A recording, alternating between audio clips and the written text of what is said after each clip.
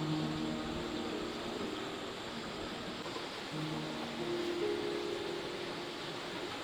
ơi, bố đã thấy bữa chưa bảo bố? Bố đỡ rồi Tiểu Như ạ. Vâng, vậy để con bỏ cái khăn này ra cho bố ạ. Con cái cất khăn cho bố với. Bố ơi, con thấy chán, bố cũng mát rồi bố ạ. Đúng rồi con ạ. Và mà mẹ đang nấu cháo ở bếp rồi bố ạ.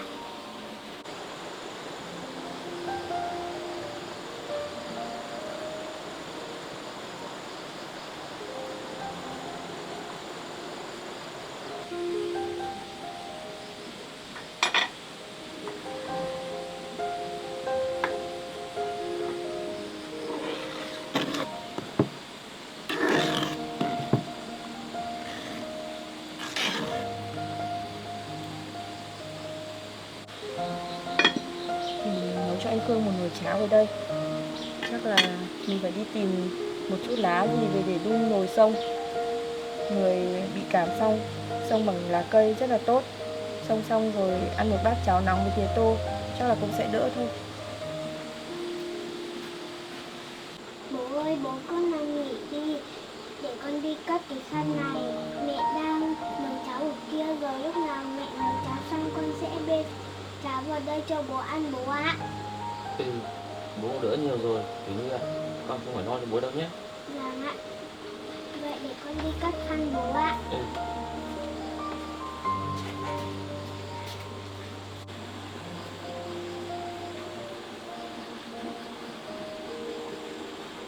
Mình cũng đỡ nhiều rồi.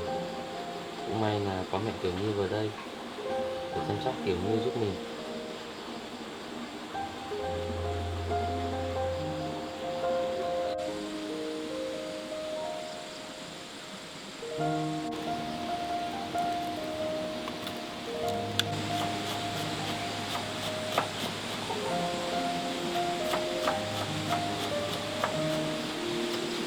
Mẹ ơi, mẹ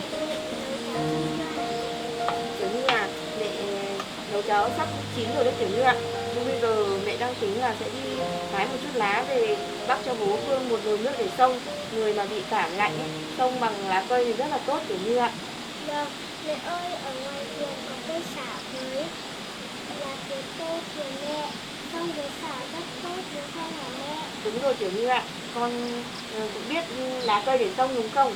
Mẹ sẽ hái thêm cả lá bưởi với lại lá xả nữa, cả lá tía tô nữa. Thì cái lá đấy rất là tốt. Thì bây giờ mẹ với Tiểu Như đi hái nhé. Vâng ạ.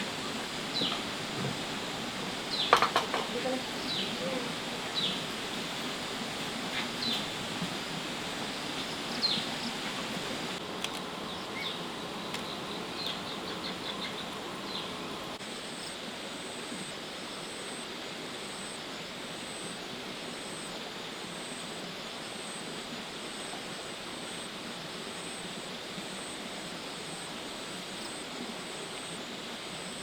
Để mẹ cắt xả Tiểu Như nhé. Con hái lá tía tô đi.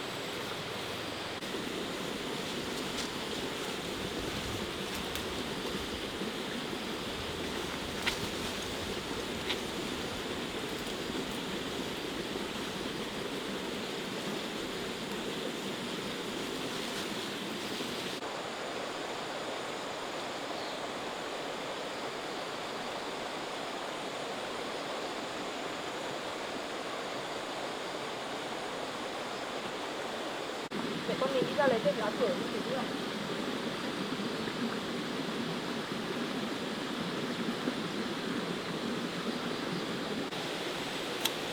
Tiểu Như ơi, cái lá bưởi này nó có tinh dầu ấy nên là xông rất là tốt. Cả lá xả nữa, rồi một chút gừng nữa Tiểu Như ạ. Dạ.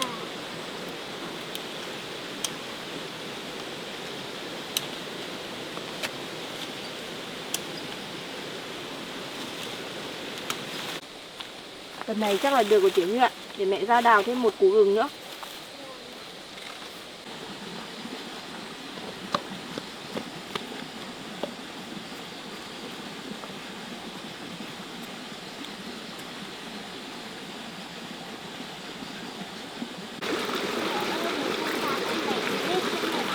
Thế Tiểu Như đợi cho mẹ cái bếp nhé. Mẹ đã đặt nồi nước sẵn ở đấy rồi Tiểu Như ạ. Mẹ rửa cái lá này xong thì mẹ sẽ thả vào luôn.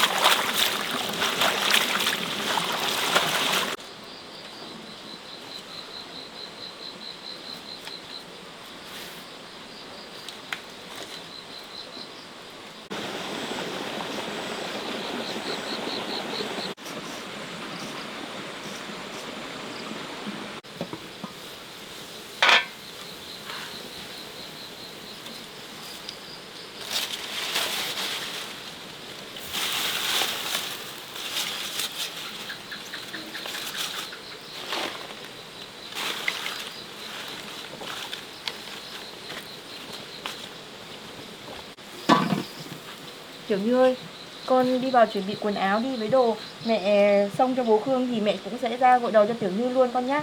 Vâng ạ.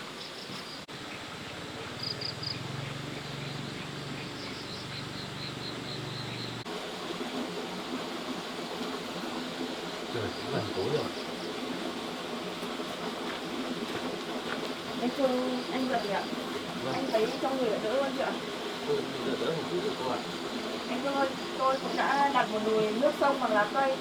Bây giờ anh ra rồi tôi bắt nồi nước ra cho anh xông. Người bị cảm như thế này thì xông bằng nước lá cây này rất là tốt anh Phương ạ. Vâng, được ạ. Ở đây có đôi dép đấy ạ. Tôi lấy cái chăn này để trùm được không ạ? Vâng, đúng rồi cô ạ. Vâng, tôi lấy cái khăn này thì rồi mai tôi sẽ giặt ạ. Vâng.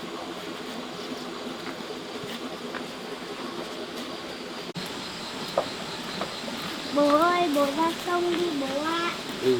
Con với mẹ vừa hái lá cây ở ngoài vườn để cây cho bố rồi. Bố là bố không đi bố ạ. Ừ, đúng rồi con ạ. Có người nước không thì bố cũng có đỡ nhanh hơn. Mẹ ơi, lấy nước được chưa hả mẹ? Được rồi Tiểu Như ạ, để mẹ bắt ra nhé. Vâng ạ. Ngày trước tôi bị cảm tôi cũng thường hay xông như thế này cô ạ. Rồi ạ, anh Phương cứ để đấy rồi tôi bắt ra cho ạ. Như này được rồi đấy cô ạ, bỏ ra không được rồi đấy.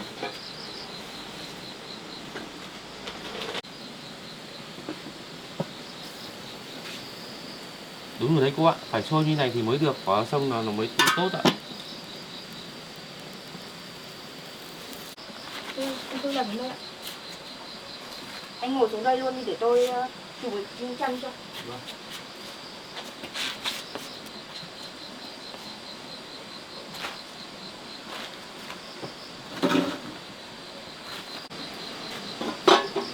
Nóng như này xông thì tốt lắm anh Phương ạ. Vâng. Bố Vì ơi, dầu này tốt rồi đấy. bố ơi, bố lấy cái đĩa này để đạp cái lá. Ừ, để tí bố đạp phát ạ. Tiểu Như ơi, mẹ lấy cái chăn này để trùm cho bố rồi mẹ sẽ giặt luôn cái chăn này Tiểu Như ạ. Vâng.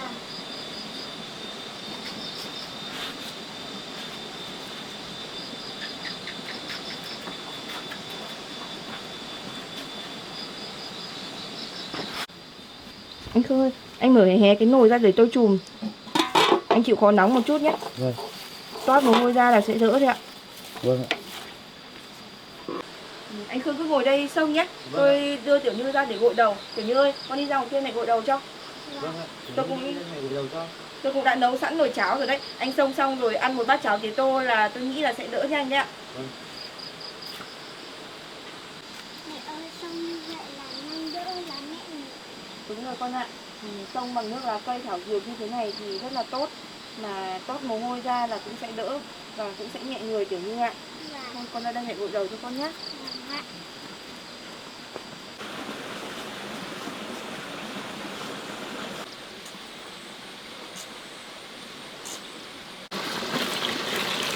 Hòa nước ấm ra đây nhé. Con lấy ghế ra đây ngồi đi. Tôi lấy rồi mẹ ạ.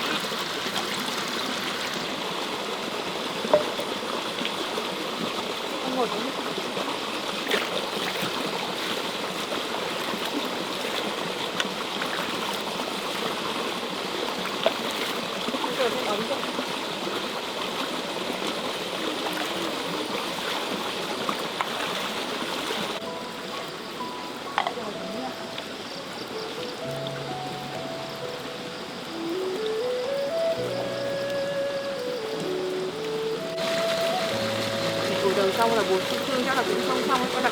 Xong cuối cùng đấy. Khỏi biết nào.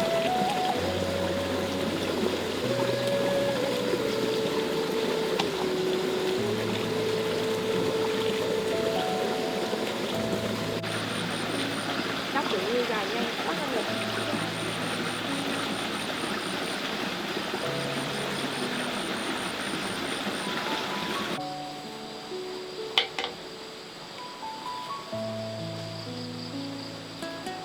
Xong rồi thích rồi đấy.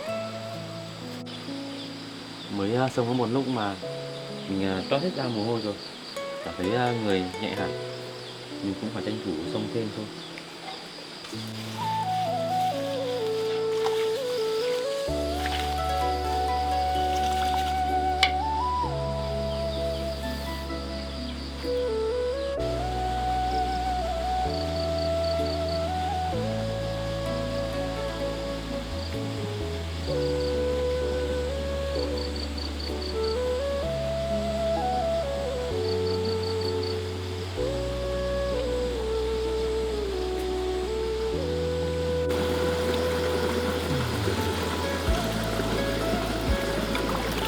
Đây này đến mùa bưởi, có cái vỏ bưởi của như ạ, bưởi đầu bằng vỏ bưởi thì tóc rất là mượt con ạ.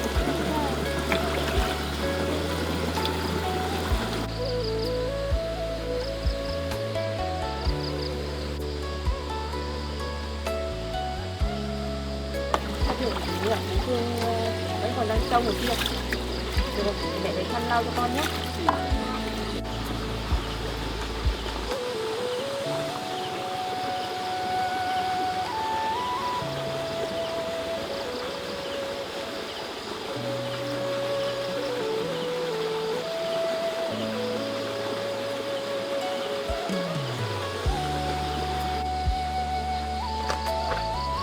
Bố ơi, bố thấy cái chữ không hả bố?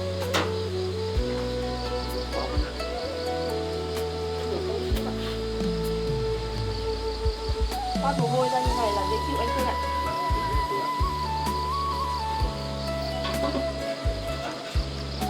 Tôi thấy dễ chịu hẳn cô ạ. Công nhận là xong cái này xong người lúc nào cũng dễ chịu cô ạ.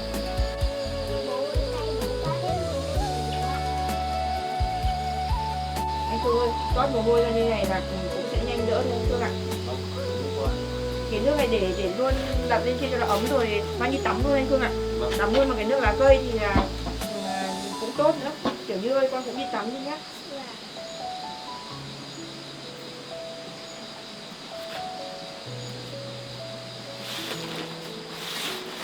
Anh cứ để đấy tôi đi dọn cho ạ.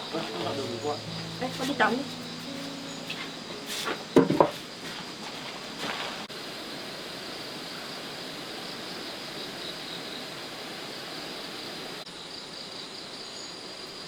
Nước này chắc nóng rồi cô nhỉ, để tôi tắm luôn cô ạ. Vâng ạ. Nước này nóng rồi anh Phương ạ. Rồi tôi sẽ múc cháo ra rồi anh Phương tắm xong thì em bắt cháo nóng là sẽ đỡ nhanh đấy ạ. Vâng.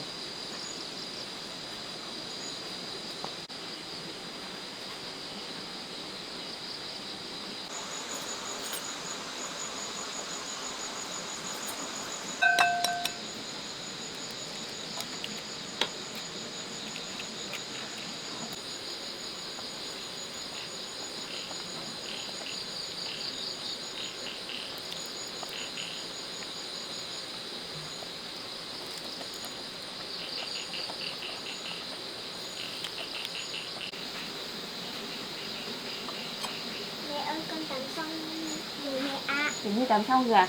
Dạ. Mẹ múc cháo ở đây rồi, kiểu như hôm nay ăn cháo với bố Phương nhá. Vâng ạ. Người vừa ốm xong không muốn ăn dầu mỡ thì như ạ, mẹ nấu cho bố bát cháo trắng với lại tía tô này. Ăn giải cảm rất là tốt. Mẹ múc cháo với lại thịt băm cho Tiểu Như nhá. Vâng ạ.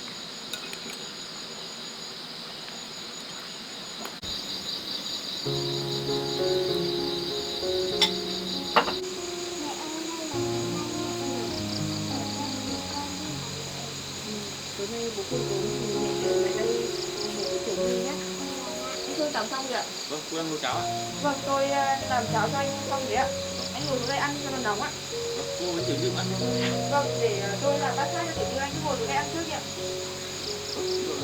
Vừa tắm xong mà ăn cái bát cháo này vào thì người nó sẽ dễ chịu. Vậy thì cô làm cho Tiểu Như và cô ăn. Vâng ạ, thì tôi chải tóc cho Tiểu Như đã. Tiểu Như ơi, tìm mẹ chải tóc cho con nhé.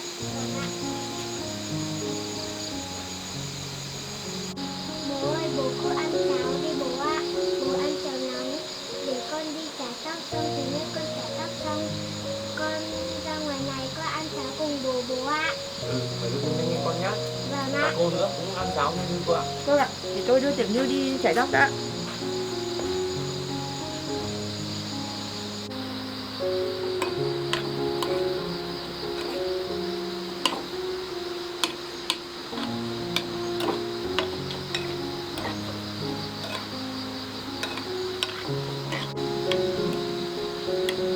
Mình xông xong mà ăn bát cháo nóng này nữa thì chắc là dễ chịu lắm.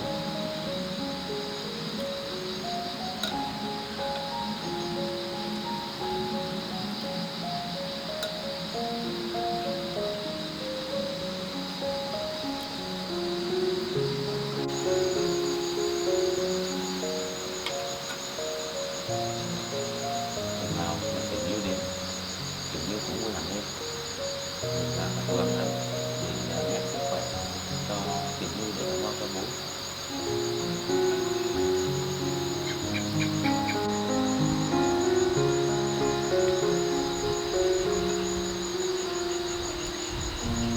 Mẹ ơi, có mẹ ở đây chăm sóc bố Phương con thấy vui lắm.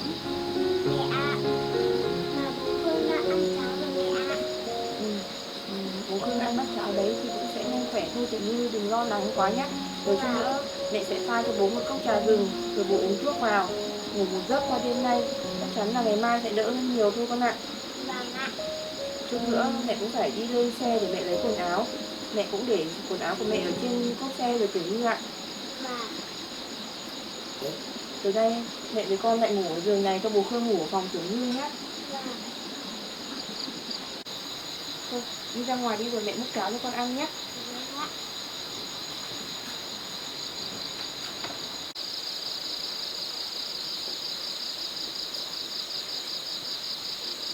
Cô và Tiểu Như cháo ăn đi ạ.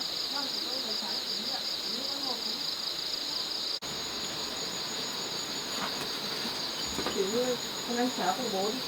Anh Khương với Tiểu Như cứ ăn đi nhé. Tôi pha cho anh Khương một cốc trà gừng với mẹ bật ong nữa. Uống cho nó tốt ạ. Vâng, cô cũng ăn luôn đi ạ. Vâng ạ.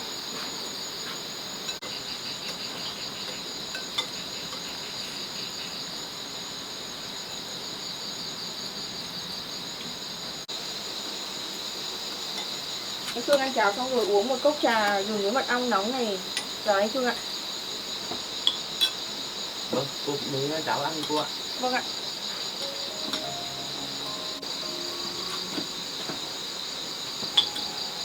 Ăn đi cô ạ. Vâng ạ. Anh Khương thấy người dễ chịu hơn chưa ạ? Thế đến chịu hơn hẳn rồi cô ạ. Để như con ăn nhé.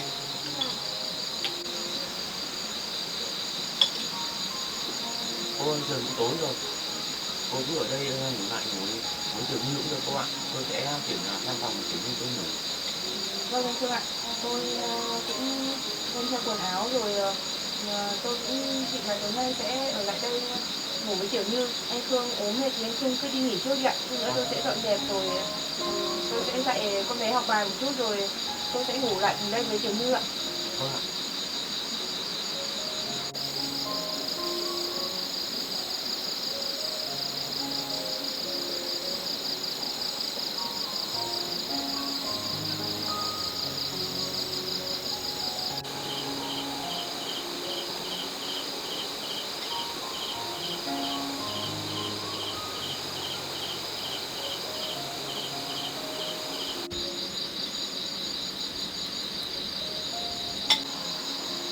Ngon không con? Có, ngon lắm đấy ạ. Con ăn bát cháo đi nhé. Dạ. Uống xong cốc nước này nhưng mà tôi đi ngủ trước. Thì cô với Tiểu Như ngủ sau nhé. Vâng, anh Khương cứ đi nghỉ sớm đi ạ. Tiểu Như ơi, con ăn hết bát cháo rồi mẹ dọn dẹp xong thì con cũng đi vào trong bàn để học bài một chút rồi đi ngủ con ạ. Đúng rồi đấy. Dạ.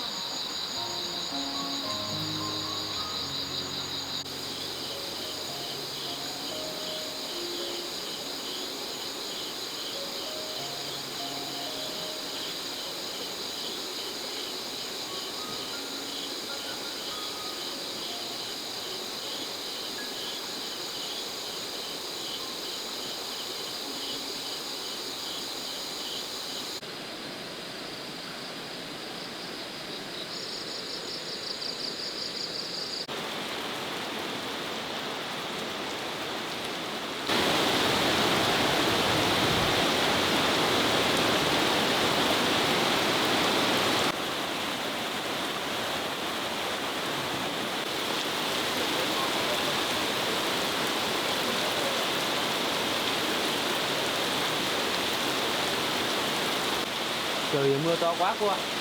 Nước tràn hết lên thềm nhà rồi. Chắc khả năng tôi phải đi khơi cái rãnh nước kia thôi cô ạ. Anh Thương ơi, anh cũng vừa mới ốm dậy. Trời mưa to như thế này mà ra ngoài mưa tôi sợ anh sẽ lại bị cảm mất. Anh cứ để tôi khơi nước cho. Tôi có áo mưa. Không sao đâu cô ạ. Tôi khỏe rồi cô ạ. Vậy tôi có áo mưa đây Thương ạ. Để tôi giúp anh. Nước cũng tràn hết vào đây rồi.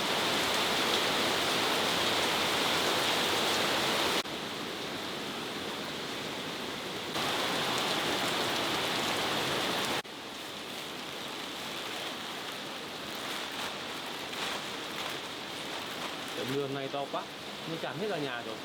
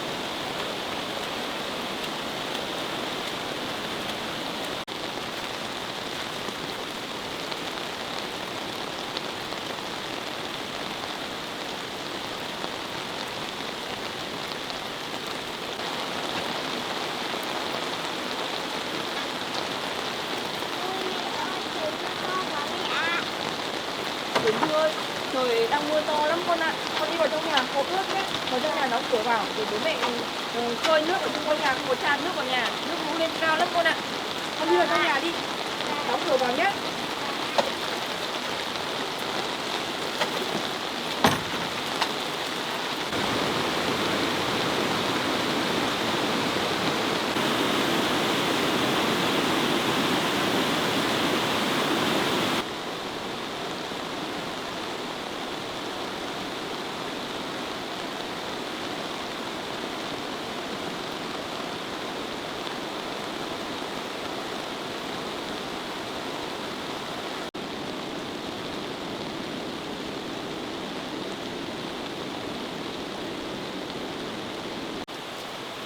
Cô ở đây nhá. Chuồng gà ngập ác quá để tôi ra bên kiểm tra thì đã. Vâng ạ, anh cẩn thận anh Phương nhé. Tiểu Như ơi, con ở trong nhà cẩn thận con nhé.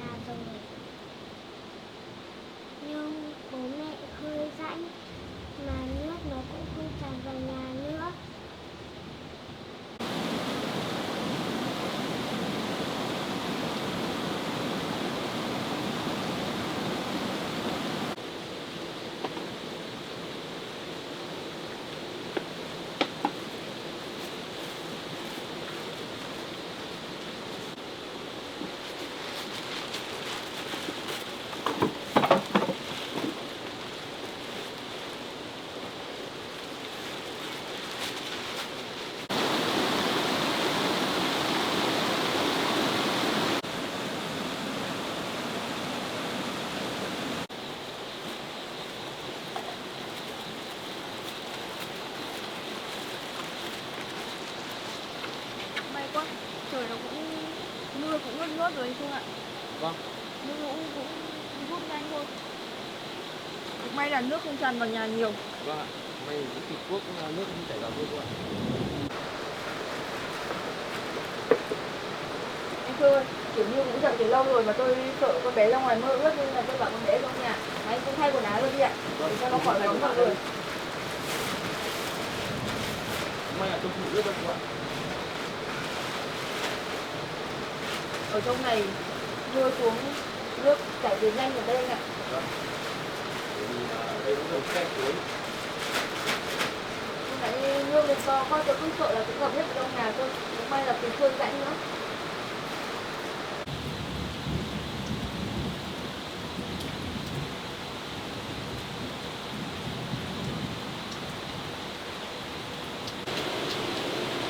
Sao con không ở trong nhà mà con ra đây làm gì?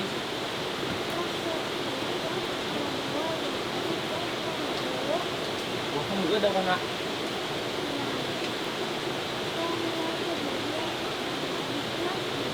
Ừ, con không sợ đâu. Bố mẹ mặc áo mưa rồi con ạ. Con ạ, trời tối qua mưa to quá.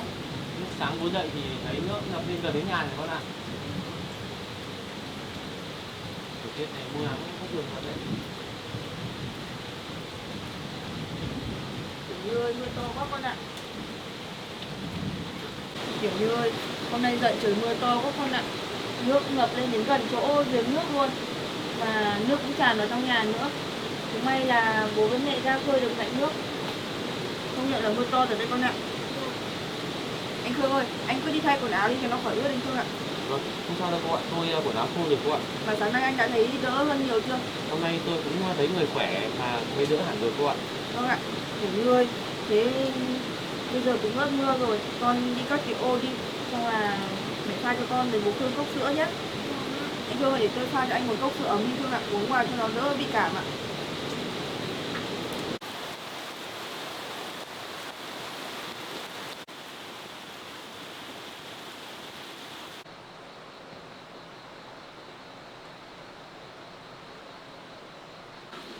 Anh Khương ơi, anh uống cốc sữa nóng đi. Kiểu như ơi, anh uống sữa đi con. Kiểu như ơi, mưa to và lũ to lắm. Mẹ cũng chưa về được. Chắc là mẹ cũng xin phép nghỉ thôi. Như thế này thì không đi làm được đâu Kiểu Như ạ. Mưa rồi con cũng nghỉ cô ạ. Vâng ạ.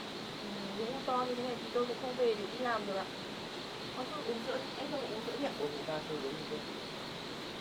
Mẹ ơi, mẹ uống sữa đi mẹ ạ. Kiểu như với bố cứ uống đi, mẹ cũng không quen uống sữa buổi sáng kiểu như ạ. Dạ. Vậy bố ơi, bố uống sữa cho nó nóng bố ạ. Ừ.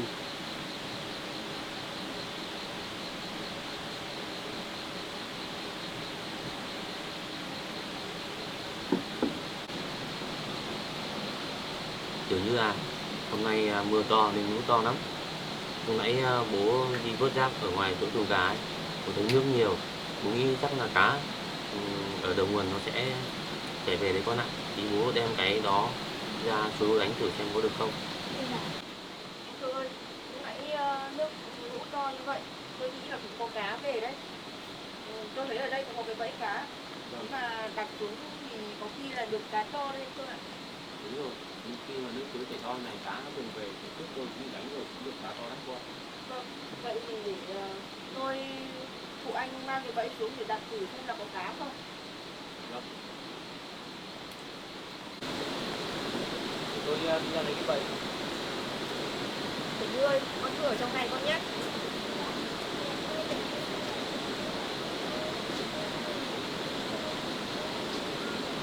Được, Tiểu Như ạ.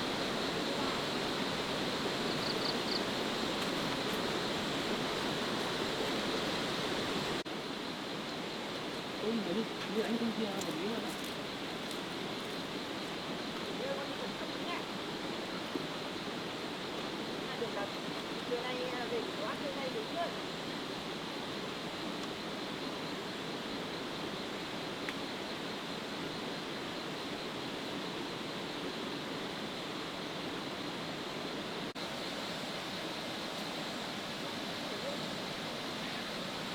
Con đứng lên chỗ cô này nhé.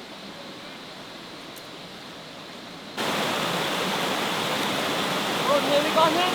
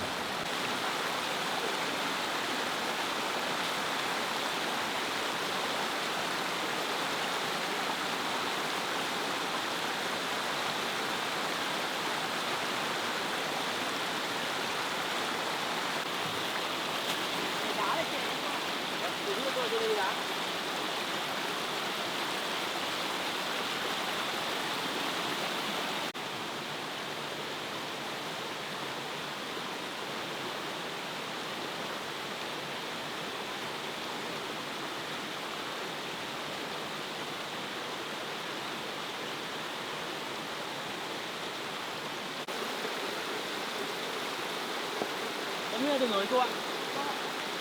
Mình chặn dòng như này thì cá nó có thoát xuống thì nó sẽ chui vào trong cái đó này.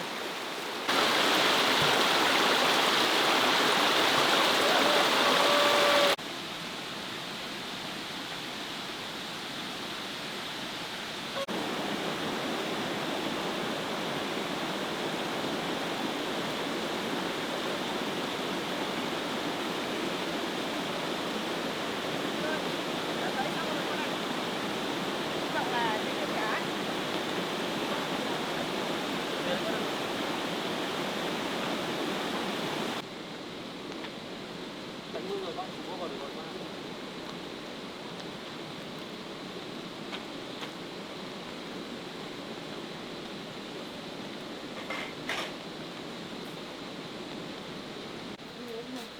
Kiểu như con đi học bài đi, cũng tạnh mưa rồi con ạ. Thế thì để mẹ vào mẹ dạy Tiểu Như học bài nhé. Để cô thì Tiểu Như học bài tôi với nhé. Vâng ạ. Vậy anh Khương thi thoảng nghỉ cái bẫy cá nhé. Vâng.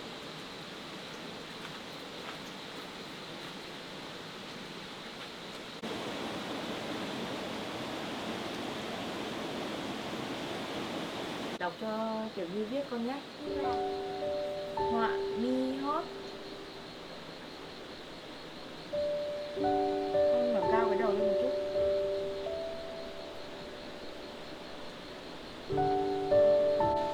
Mùa xuân, mỗi khi họa mi cất lên những tiếng mót vang lừng. Chữ của Tiểu Như đẹp quá con nhỉ. Con cố gắng viết cẩn thận một chút nhé. Ngọt ngật như có sự thay đổi kỳ diệu.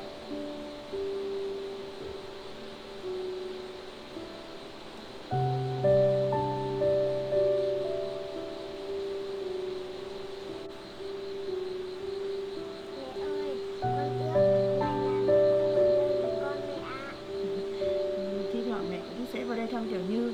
Mẹ vẫn còn phải đi làm con ạ. Công việc của mẹ cũng không thể nghỉ được nhiều. Khi nào mẹ nghỉ việc thì mẹ sẽ vào đây thăm Tiểu Như thường xuyên hơn con ạ. Vâng ạ. Thôi con cứ viết bài đi.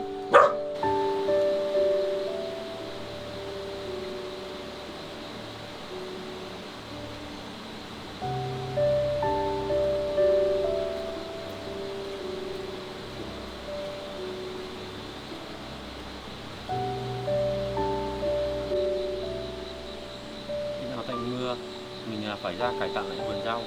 Vườn rau bây giờ cũng bắt đầu già rồi, phần cũng bị thối rồi. Anh Khương ra vườn cắt rau ạ?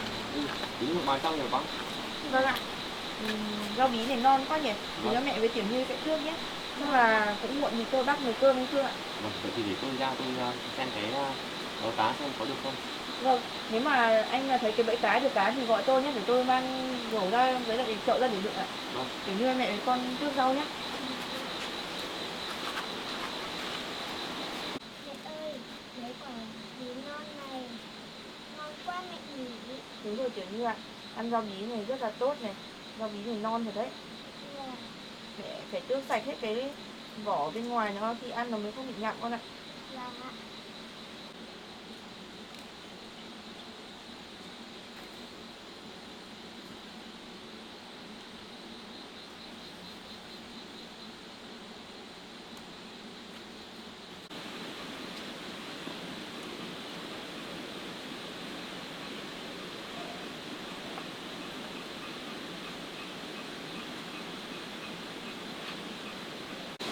Tiểu Như ơi, con có thích ăn rau bí không? Không có mẹ ạ. Mong là bố Khương ra ngoài xem bẫy cá sẽ có cá Tiểu Như ạ. Vâng. Để mẹ tước rau xong, nếu mà bố Khương mà bắt được cá thì mang chậu ra lấy nhá. Vâng.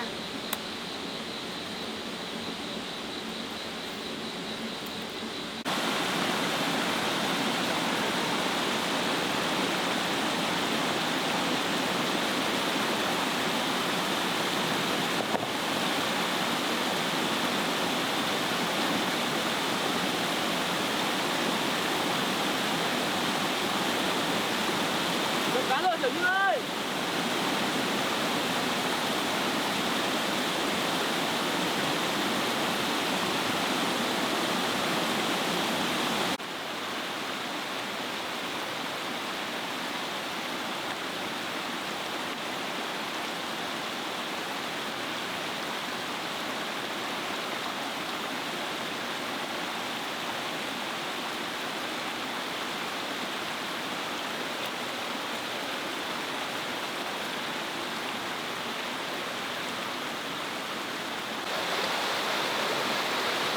Được cá quả này rồi. Cá này thịt dai thơm và ngon lắm. Tiểu Như chắc là thích ăn lắm đây. Tiểu Như ơi, có được cá rồi.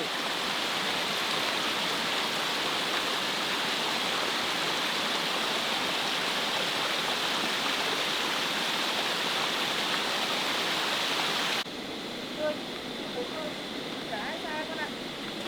Anh Khương ơi, có cá không hả anh Khương? Được rồi cô ạ. Cá to lắm cô ạ.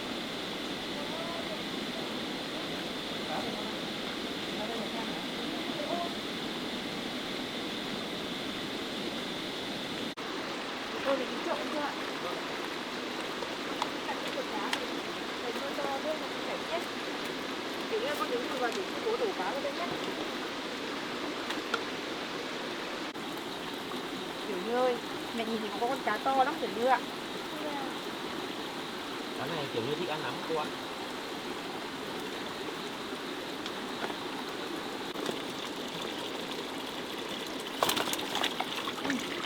Con cá này to quá. Cá này là con cá quả cô ạ.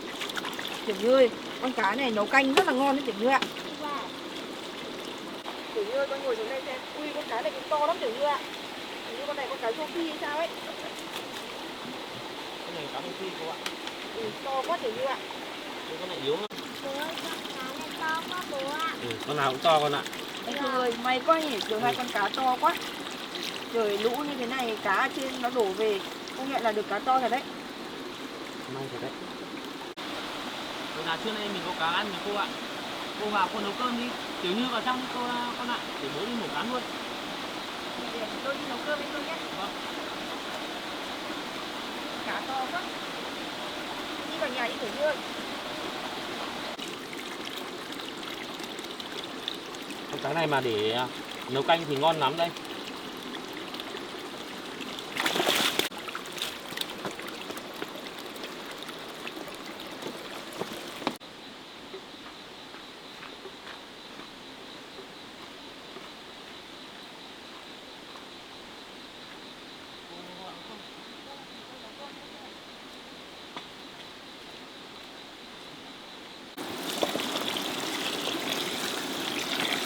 May quá, để hai con cá to thật đấy. Cô nấu cơm nhé, để tôi mổ cá luôn. Vâng ạ, anh Phương cứ mổ cá đi ạ. Không biết là cá này làm như thế nào rồi anh Phương nhỉ? Nấu canh chua cái con cá này mà nấu canh chua thì ngon này cô này. Con cá này. Vâng ạ. Con cá này thì cho tám mẹ làm món gì cũng ngon mà cô.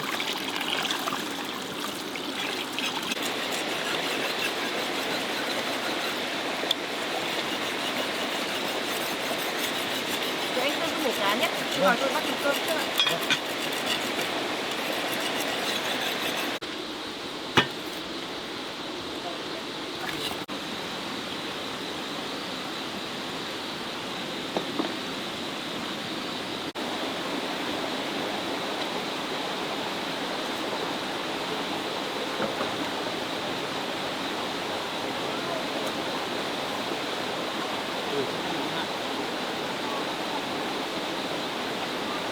Như đâu con ạ, bắt vào đi, đưa vào trong nhà đi.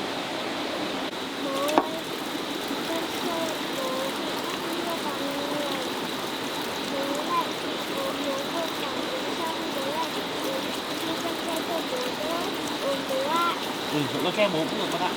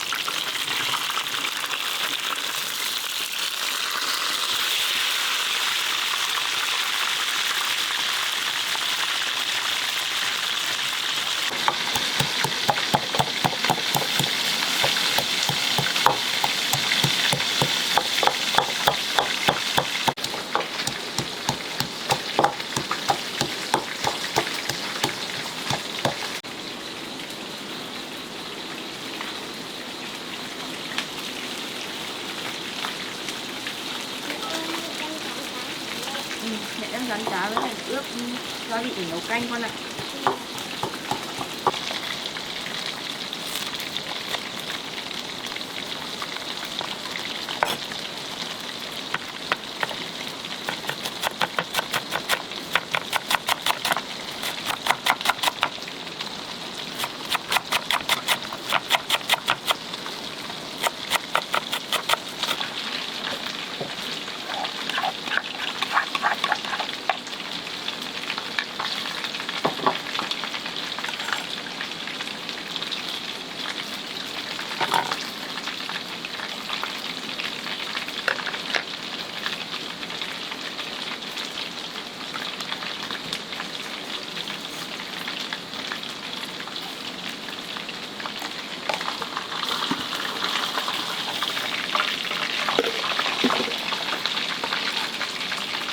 Mẹ ơi, có cần phải cho gì vào đây không hả mẹ?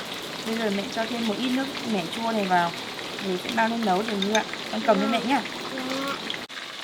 Cầm cho mẹ nhá. Vâng ạ. Cầm.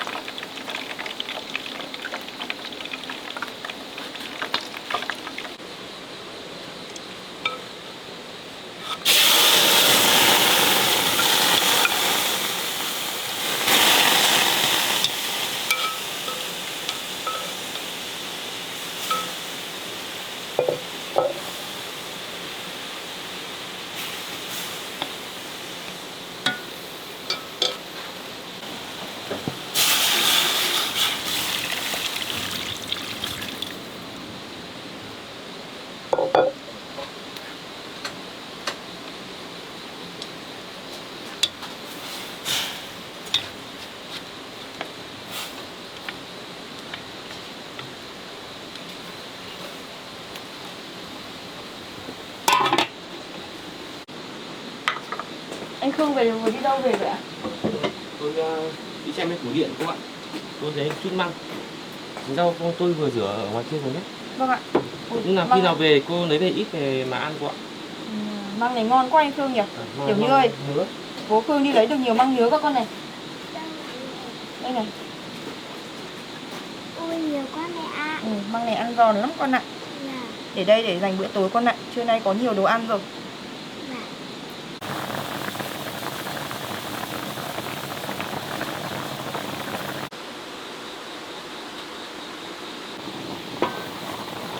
Rồi.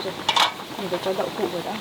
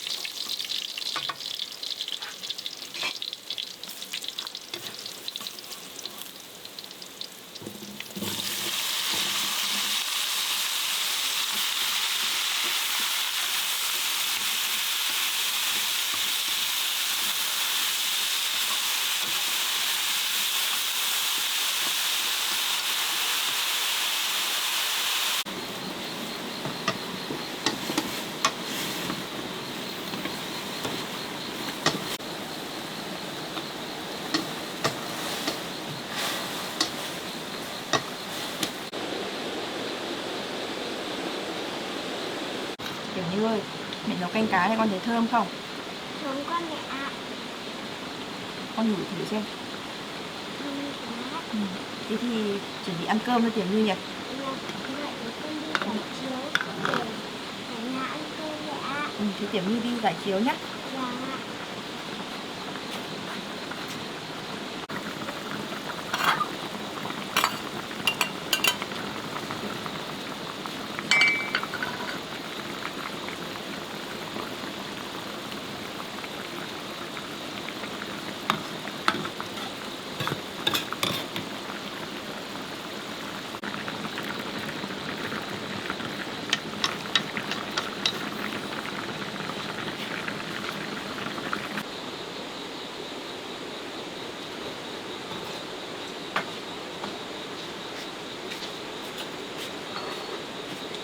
Xong rượu.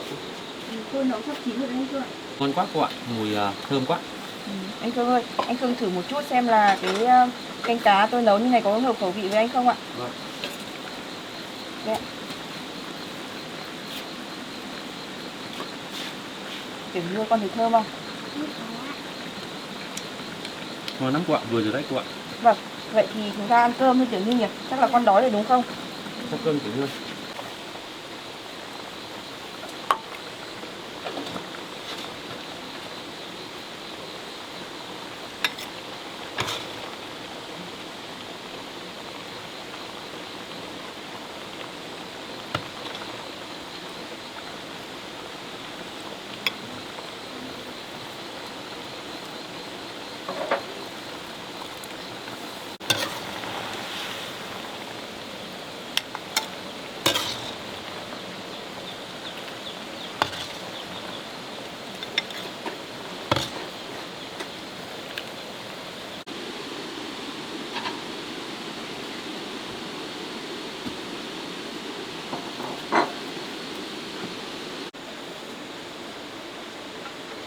Tiểu Như ơi, con đói chưa?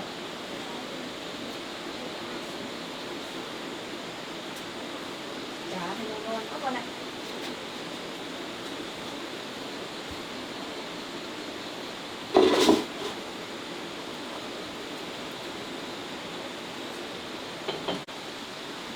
Con thử cơm ạ. Vâng. Lạnh người đấy con ạ.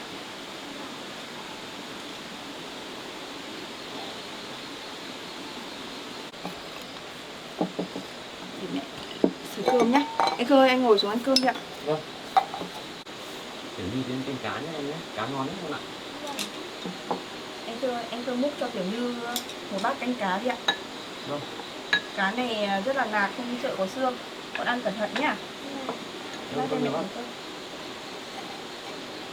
Tiểu Như bố với bác mình nấu canh cá cho con.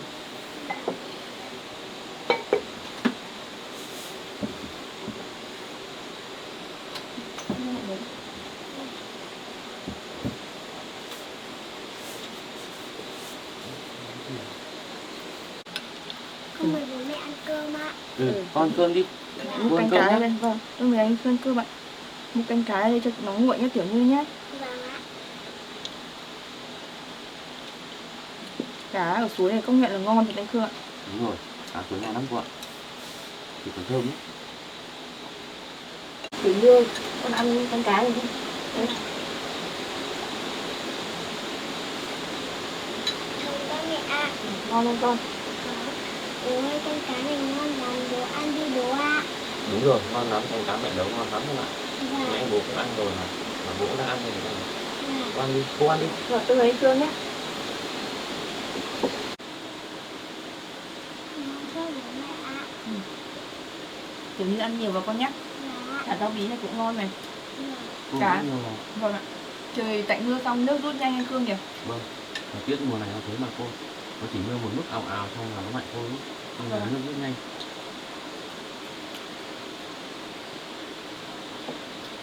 Ăn đi con.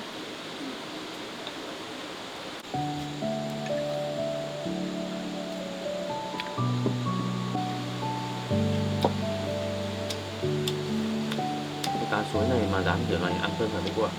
Vâng ạ. Tiểu Như ơi, mẹ gỡ cá cho con nhé. Vâng ạ. Tiểu Như ơi, chỗ cá này không có xương này. Vâng. Ăn con nặng ngon lắm ấy. Vâng. Này, con ăn đi.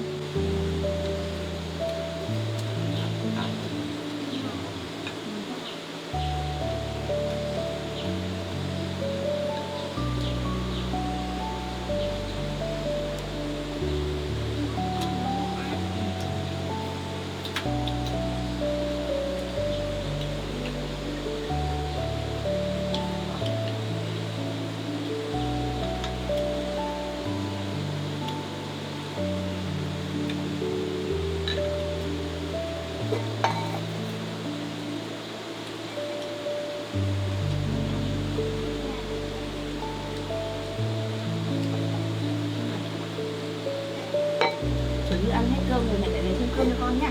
Vâng ạ.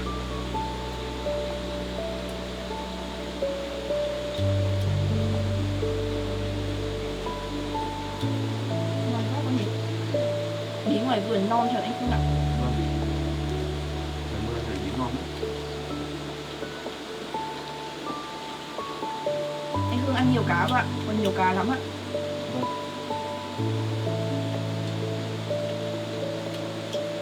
Ăn con nhiều cơm.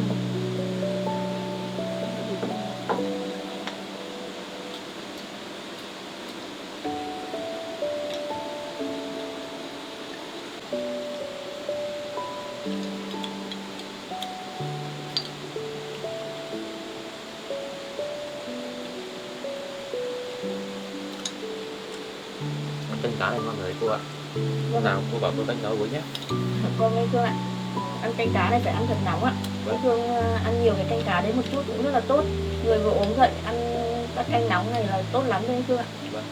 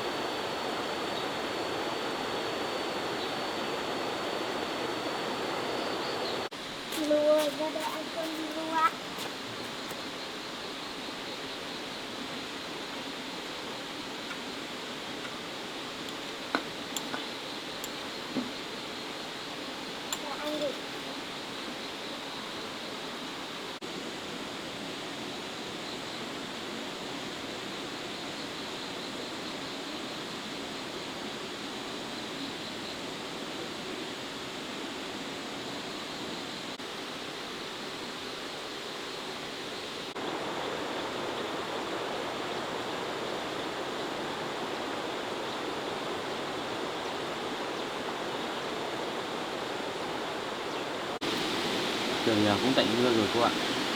Cũng may là trời cũng quang mây ra rồi, chắc là cũng không còn mưa nữa đâu anh Phương ạ. Nhưng chiều hôm nay cô vẫn nghỉ chứ? Vâng, tôi xin nghỉ cả ngày rồi anh Phương ạ. Mưa như này thì tôi cũng không thể đi làm được nữa. Vậy thì tốt quá rồi. Tôi cũng đang định nhờ cô là hôm nay ở nhà với Tiểu Như. Anh Phương định đi có đâu chút ạ? việc ạ. Hôm nay tôi đi hái dứa. Tôi có hẹn với chủ vườn từ hôm qua rồi. Mà tạnh giáo như này thì tôi vẫn thử tôi đi thử nước cho tôi cũng về thôi. Anh Phương ơi, anh vừa mới ốm dậy xong, anh còn mệt thì anh cứ nghỉ ngơi đã ạ. Chắc là không sao đâu cô ạ. Tôi thấy là mình có người khỏe rồi cô ạ. Bố ơi, bố mệt thì bố cứ ở nhà, bố đừng đi lại. Bố ạ. Con ạ, bố cũng có hẹn với chủ vườn rồi. Mà hôm nay bố thấy trong người bố khỏe rồi con ạ. Bố phải đi chứ không chủ vườn họ lại chờ bố con ạ. Dạ. Cô ơi, vậy cô ở nhà trông Tiểu Như nhé. Tôi đi thu hoạch dứa nó cũng nhẹ nhàng thôi cô ạ.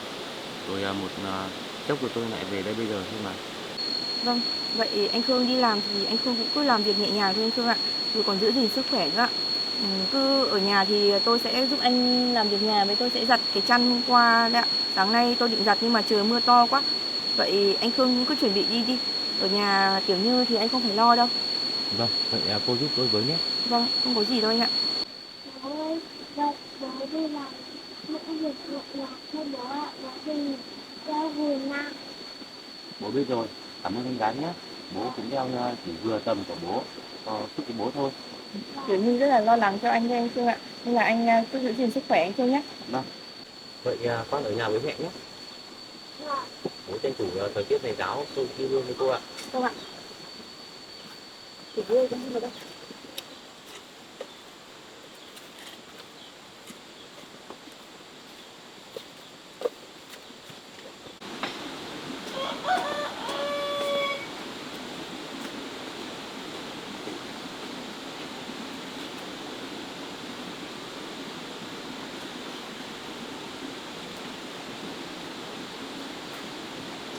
Cô Tiểu Như ở nhà nhá. Vâng ạ.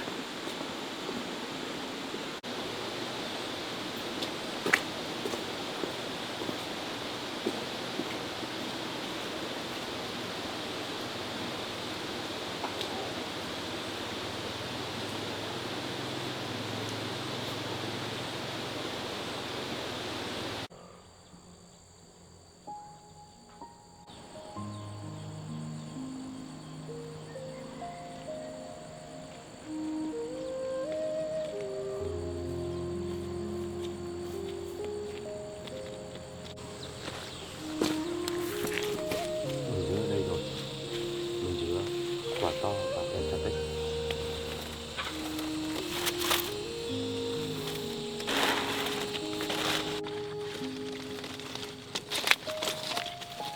Có thơm quá. Ngon thật đấy.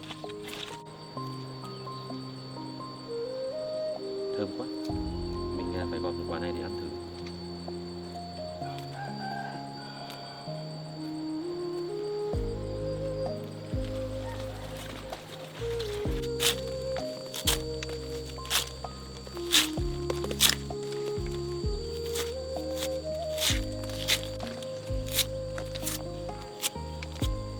Dứa này mà mang về Tiểu Như nhà mình thích ăn lắm đây.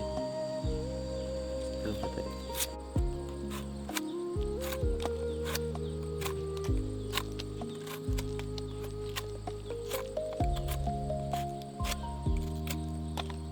Quả dứa to thật đấy.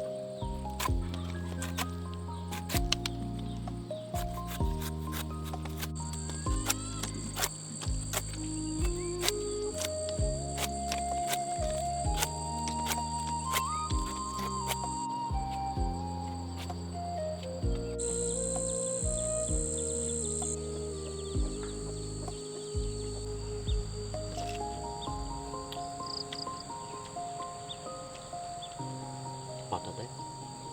Chắc mình phải lấy một ít giống về trồng gần nhà.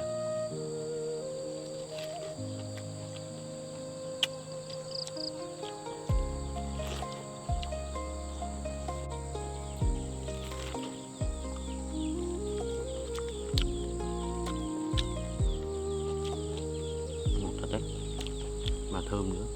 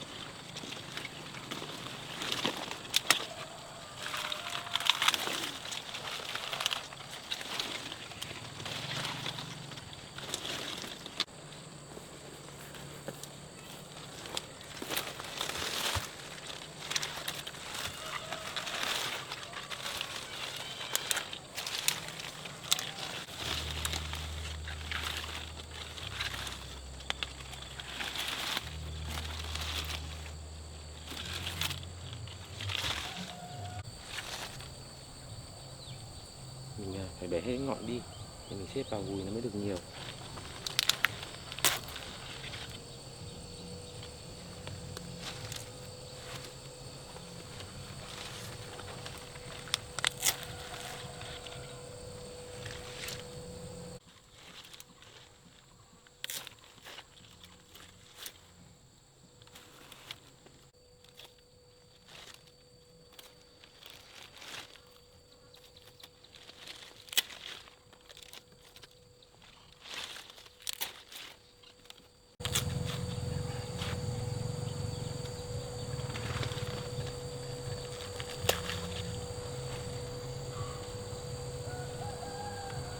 Mình để thêm 2-3 quả nữa là đầy gùi rồi.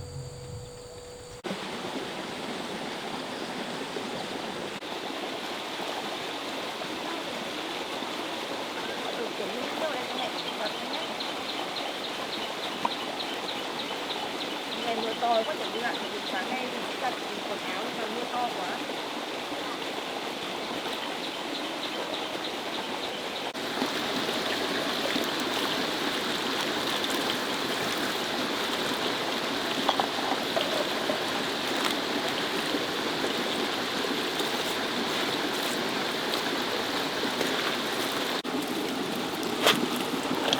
Bình thường con ở nhà con có hộ bố giặt quần áo không? Không có. Kiểu như phải giúp bố Phương làm những việc nhẹ nhàng con nhá. Vâng ạ.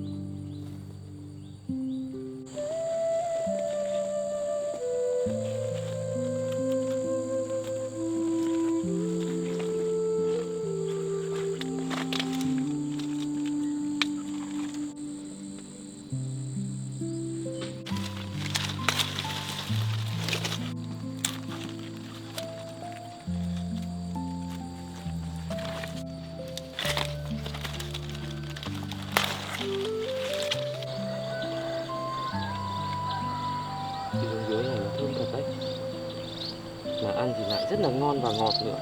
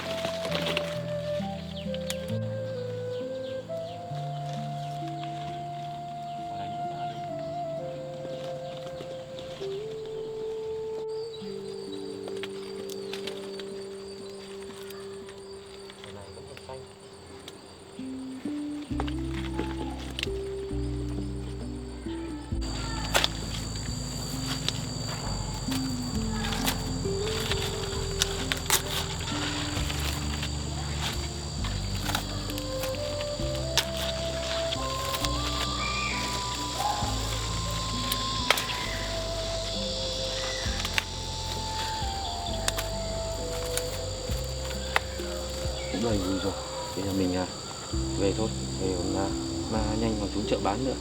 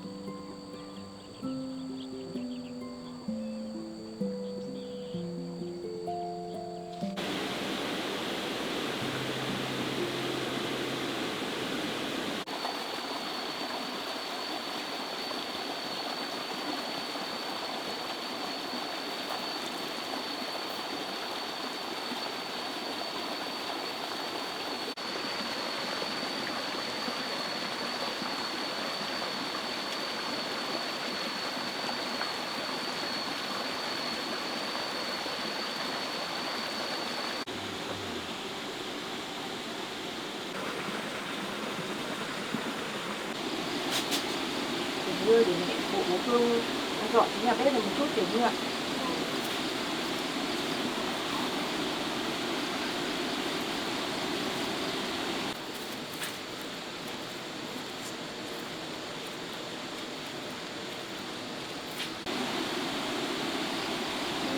Để uống nước đi mẹ ạ.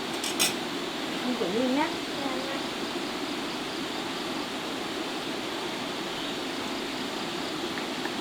Tí nữa mẹ với con sẽ ra vườn xem mẹ bố nhặt một chút cỏ ở vườn nhá.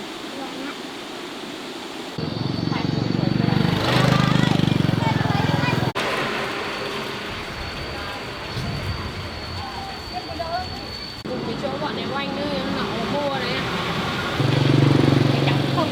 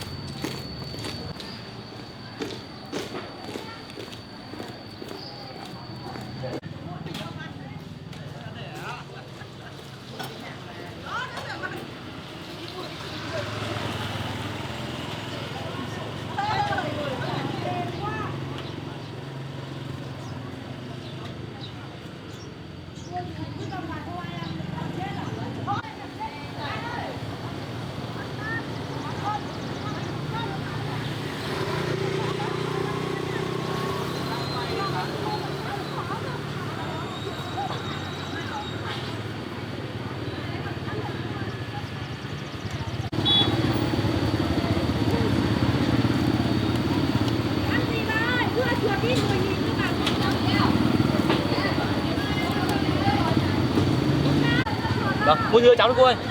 Cô bán bao tiền cân đấy cháu? Dạ, cháu bán 15.000 một cân cô ạ. Bán Dạ, dứa mật bạn. Dứa mật sao nó to đó. Có quả nó to còn 3 cân cơ bạn. Bao nhiêu tiền một cân đấy? Dạ, 15.000 một cân bạn.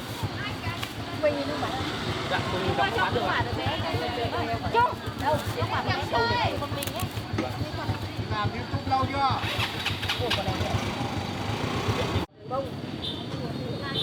Giá biết theo bảo cứ mật. Quả này đâu, quả này nè. Sao cân như quả này? Đây cân đi để mà nang đây. Để xuống đây. Mà quả xanh chắc chua trắng.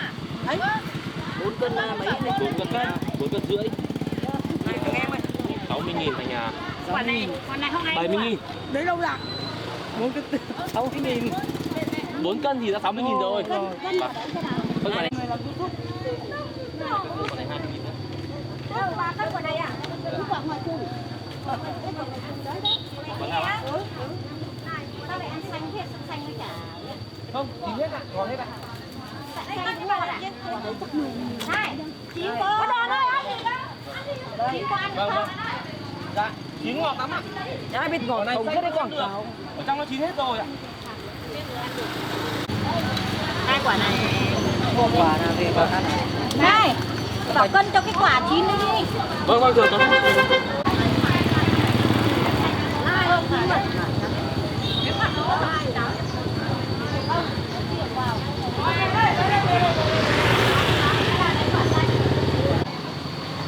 Quả này 1 cân 7. Quả này 22.000 ạ. Thôi lấy cái quả chín. Vâng, vâng. Chả có ai ăn ấy, mỗi mình thì nó về.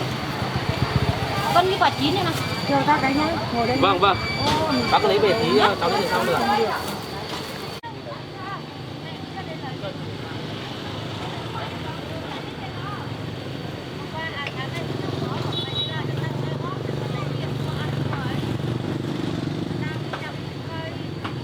Cân cái quả chín đi.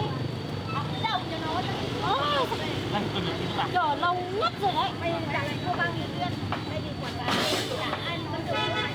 À, vâng, vâng.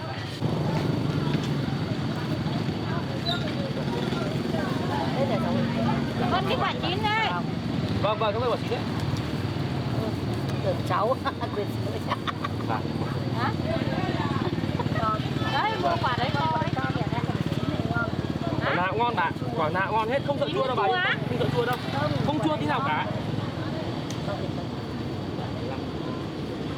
Đấy Quả là này 7 lạng 7,157 vào đây 10.000 ạ. 7 lạng. Vào đây 10.000. Cứ thôi nó nặng lắm bạn. Cháu vùi một vùi này mất 20 cân đấy.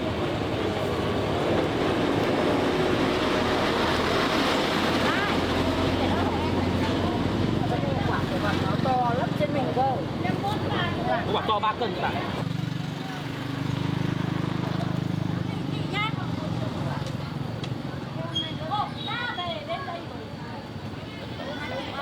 Đấy, vào đây 20.000 bạn. Quả này cháu mang về bạn.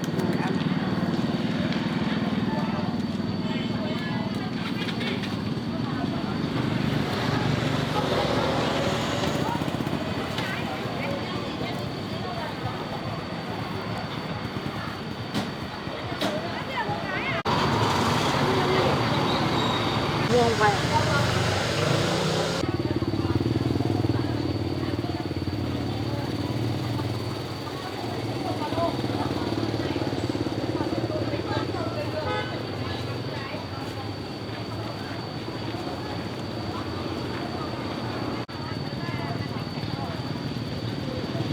Hôm nay chợ đông người, bán cũng nhanh hết thật đấy.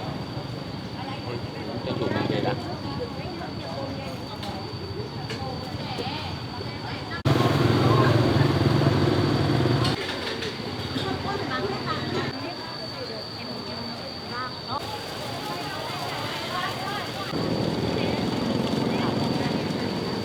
Bác.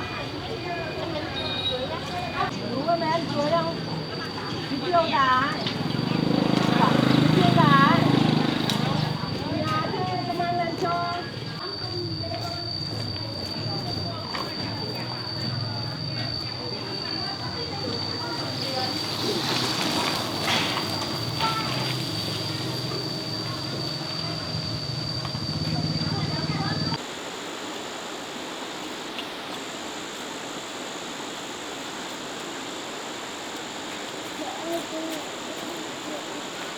Tiểu Như ơi, con ngồi đây này. Tiểu Như đọc truyện cho mẹ nghe à?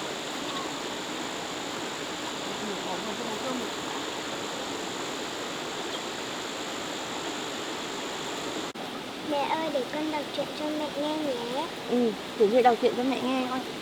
Là Liêm Pha là một tướng quân nổi tiếng của nước Triệu thời chiến quốc. Ông cùng với Bạch Khởi Vương Tiễn Lý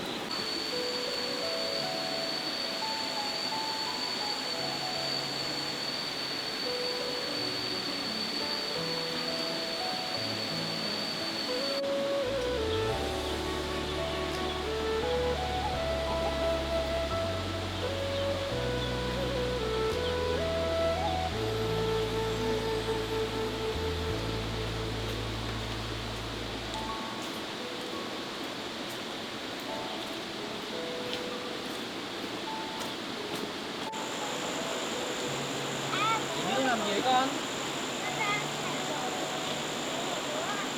Bố có đi hái dứa. Bố về bố hái cho con phần mấy con một quả đấy. Anh Phương hai đứa về ạ. Vâng, cô vào đây. Con để con đi rửa con dao đã.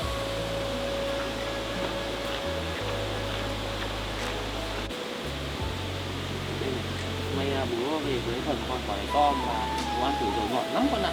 Con mình thử xem. Để chờ bố cất mùi xong rồi chúng ta vào được nhé. Anh Phương mang cả dứa về ạ. Vâng. Đúng rồi, quả dứa này to nhiều. Thơm quá con ạ. Nữa mẹ sẽ gọt nhé. Anh Phương ơi, anh Phương đi thu dứa mật à anh Phương? Vâng, quả dứa mật các bạn. To quá anh Phương nhỉ? Loại dứa này thơm và ngọt lắm ạ. Tôi ăn thử rồi, ngon lắm các bạn. Vâng, để tôi đi gọt thử ạ. Vâng.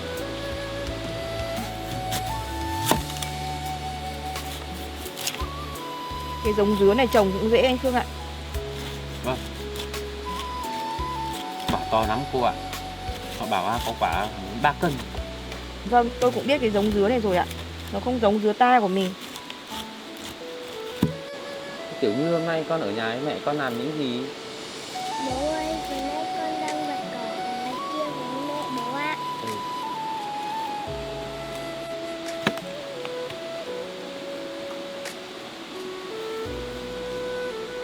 Tiểu Như ơi, con ăn trước đi. Dạ. Nó lắm con lại con ăn đi. Dạ, bố mẹ con ăn đi. Con ăn trước đi. Tôi gọi con cô cũng ăn đi con. Vâng ạ. Tôi ngửi đã thấy mùi thơm rồi. Đấy Anh là Khương, quả dứa này thơm lắm. Anh Khương Tôi ăn cũng đi bỏ ạ. đấy. Vâng, anh Khương ăn đi ạ. Nãy tôi cũng ăn hết một quả rồi đấy.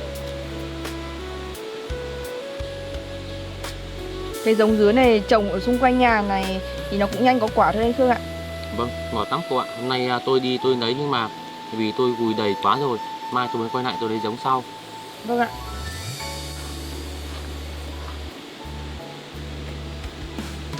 Bố ơi, sao quả dứa này ngọt thế hả bố?